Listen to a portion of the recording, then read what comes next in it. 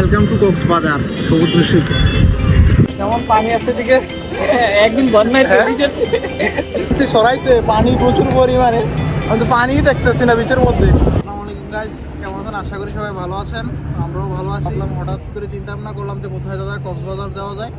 এই কারণে কক্সবাজার যাওয়ার জন্য আমরা কয়েক বন্ধু মিলে ট্যুর দেওয়ার জন্য প্ল্যান করলাম আর কি। তো আপনার উদ্দেশ্যে রওনা দিচ্ছি, দেখি সকালবেলা যায় কক্সবাজার যায় বাকি কথা। গাড়িতে ওঠার পর তেমন ভিডিও করতে পারি নাই, আর আমরা নন এসি বাস দিয়ে আসছিলাম, তো সেই কারণে তেমন ঘুম আসে নাই, তাই আর ভিডিও করা হয় না আর কি। বলতে বলতে কক্সবাজার ডলফিন চত্বর চলে আসলাম।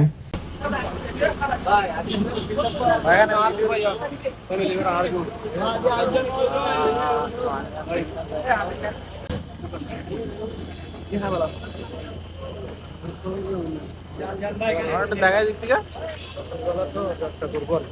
যেমন পানি আসছে দিকে একদিন বন্যায় তৈরি যাচ্ছে।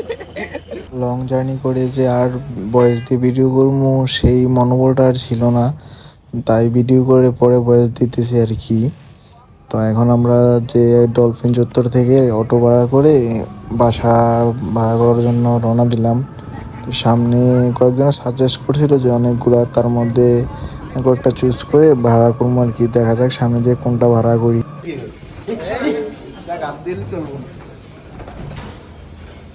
দেখছে কি? হ্যাঁ রে সাবিকার কাছে আমি নৌকা দিলাম কার তো জানি। মোহাম্মদ গেস্ট হাউসে উঠে গেলাম।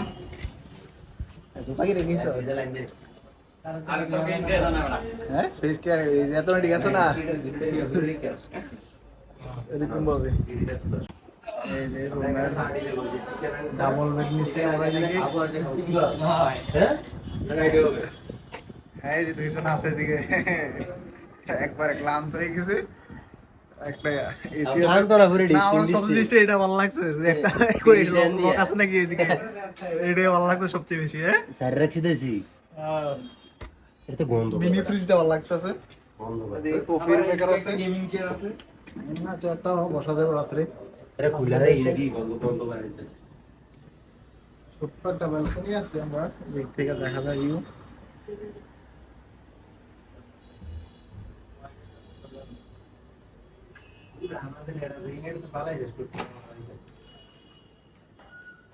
ওয়াশরুম এখনো ক্লিন হয়নি, ক্লিন করতেছে।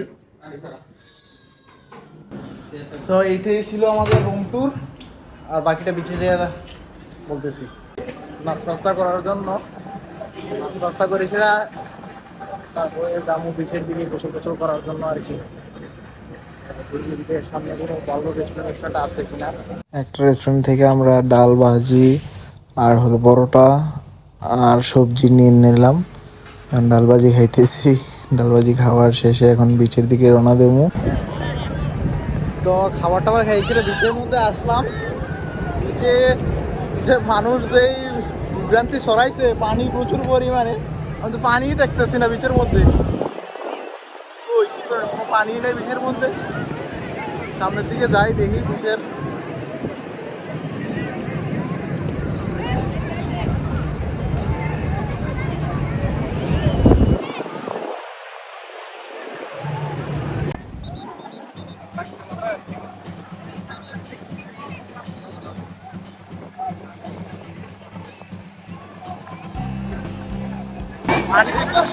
ঢেউ আছে,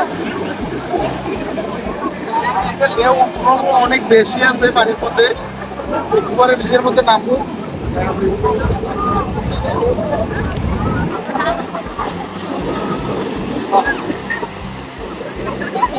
ভিডিওটা এতটুকু পর্যন্ত, আজকের দিনের ফার্স্ট ব্লগ এতটুকু পর্যন্ত। নেক্সট ব্লগ হয়তো কালকে থাকবো বা নেক্সট ব্লগ ছাড়বো। আজকে ফার্স্ট ব্লগ এতটুকু পর্যন্ত। সবাই লাইক কমেন্ট শেয়ার সাবস্ক্রাইব করে পাশে বেল আইকনটা বাজিয়ে দিবেন।